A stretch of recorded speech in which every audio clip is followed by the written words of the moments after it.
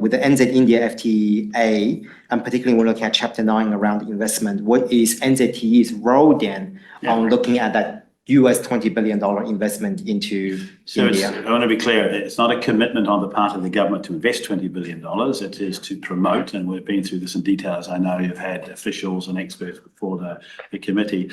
So when New Zealand takes on obligations and trade agreements, irrespective of what they are, we take it very seriously. All governments have. And New Zealand is known around the world for honouring its commitments. In fact, if other countries were as studious and serious about this as New Zealand is, then the world would be a much better place. Ultimately, the Ministry of Foreign Affairs is taking responsibility for the overall look at the implementation of the free trade agreement. Of course, it's not in force yet, and they, with other agencies, including New Zealand Trade Enterprise, are looking at the approach around how we can meet our obligation to promote investment. As an example, the definition of it, or the understanding of what investment is, probably is narrower than it should be.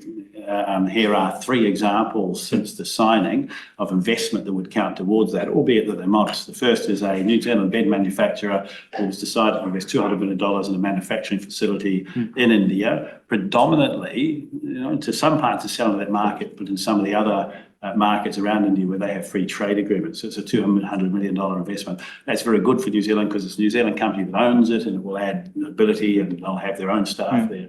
Secondly was VeloCity, which is a New Zealand tech company that provides high-level tech solutions to the financial services and banks. Before the signing of the FTA, they signed an agreement with India's 3rd largest bank, which could well be as large as any New Zealand bank, and that was a $20 million initial contract for them to provide their services. They've said they're setting up an office there where there'll be New Zealanders and Indians working. And the third is Air New Zealand have indicated when we were up there for the signing that they want to put 3 people in market in offices to get ready for direct flights at some stage. So this is all investment. Our job in that case is to track it so we can show the Indian government on an ongoing basis as we evaluate both sides how the FTA is working, what is happening there.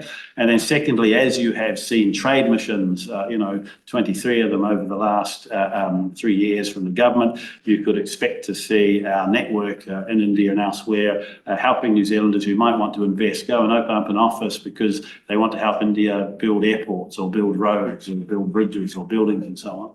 So there will be a range of those sorts of things. But as we move towards the FTA entering into force, a lot of the work about full implementation is being planned for now. I'm just, I guess, in the context of the budget, a little bit surprised that there's all of this work that's being done, but we haven't seen an increase in the appropriation for NZTE in order to build capacity. I see. No, but that's because you're misassuming spending money with achieving something. It's not necessarily the best way to do things. So ultimately, there is no question that resource is needed, but you might have heard us say earlier what we do is adjust to where there is demand. Where there's the most opportunity, so prioritising resources. So I guess where is being prioritised then? So the mistake would be made to allocate money now to be spent in the out years until the work is fully done. The FTA has not entered into force yet. So I would expect that once it enters into force and we have the plan together, that NZTE with others will look at how they reprioritise and what resource we might need to monitor our commitment. Cool. But look at it in a really practical sense. If you think about those 1,000 focus firms,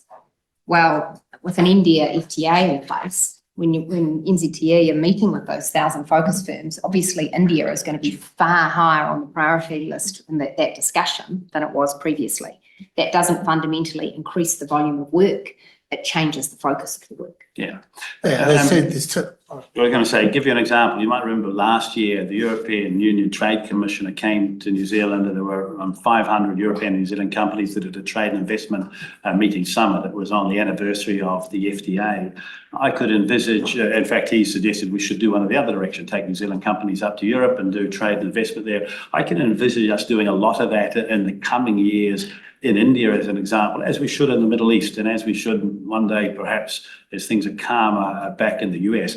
The reason for that is it gives New Zealand companies the opportunity to have exposure, to meet like-minded partners, and to find those opportunities. So we shouldn't think of it just, we have to go out and just do one thing in investment. Actually, trade and investment through a trading agreement go together because, NZTE and New Zealand companies are very good at seeking out opportunities.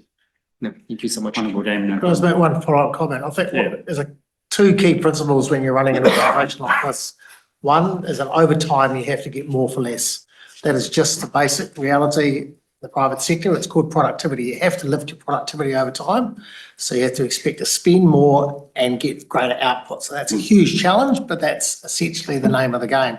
Secondly, as the Minister says, you have to keep a certain flexibility. It means you have to know exactly where the greatest customer demand is coming from and then allocate your resources accordingly.